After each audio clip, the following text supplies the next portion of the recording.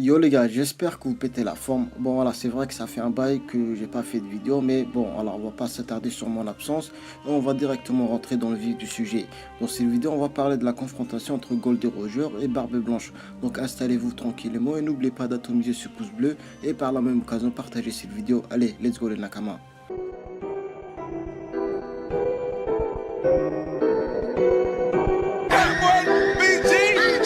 That's the way this young nigga see. Drinking on sir, can't sleep. Drinking on sir, can't sleep. That's the way this young nigga see. Drinking on sir, can't sleep. Drinking on sir, can't sleep.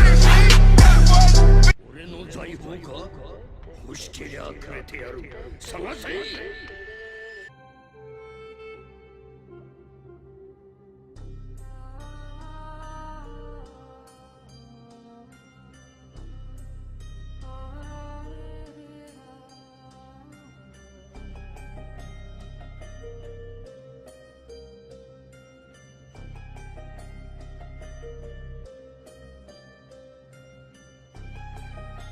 Bon, avant tout, je voulais vous dire que ces deux personnages sont les personnages les plus puissants de One Piece. Barbe Blanche était reconnu comme le personnage le plus fort de One Piece et c'est pas une théorie, c'est Oda lui-même qui lui a donné ce titre. Mais la question que je me suis posée, c'est est-ce que Barbe Blanche a reçu ce titre avant la mort de Goldie Roger ou bien après?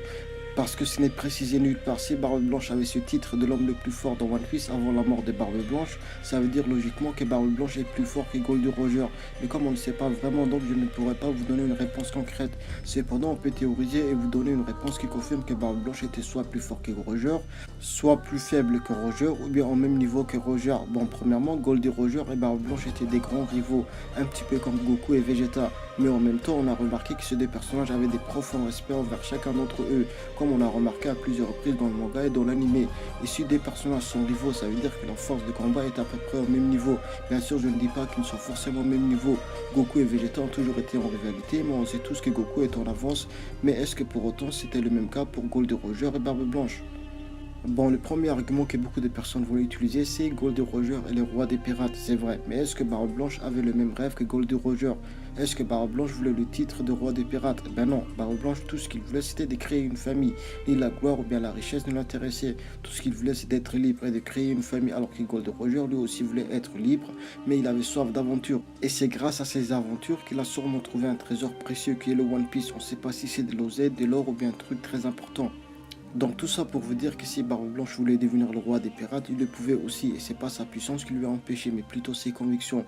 Pour moi, lors de leur vivant, ces deux personnages étaient tout simplement au même niveau, et Barbe Blanche a sûrement reçu le titre de l'homme le plus puissant dans One Piece après la mort de Goldie Roger. Et je pense que c'est la seule explication logique, parce que je vous rappelle quand même que Barbe Blanche était ultra puissant.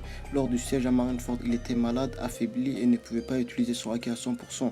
Et même avec tout ça, la marine, les amiraux et l'équipage de Barbe Noire ont eu du mal à le battre.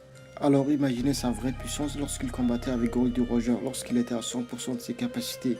Donc pour moi, lui et Goldie Roger étaient au même niveau et c'est pour ça qu'ils se respectaient mutuellement. Même s'ils étaient en rivalité, mais bon après les gars, ça reste une théorie. Il se peut que le roi des pirates était plus puissant que Barbe Blanche. Et si c'est le cas, je ne serais pas surpris vu que c'est le roi des pirates et qu'à lui tout seul, il a réussi à dominer les mers. Mais comme je vous l'ai dit, il y a plus de chances que ces deux personnages étaient tout simplement ex-aequo. Bon, c'est la fin de cette vidéo les Nakama. Désolé si je n'étais pas trop actif ces derniers temps, j'ai quelques soucis personnels qui m'empêchaient de faire des vidéos.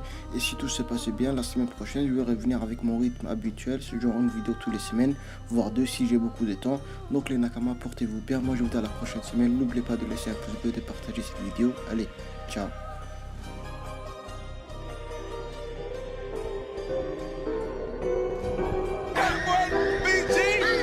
That's the way this young nigga see. Drinking on sir, can't sleep. Drinking on sir, can't sleep.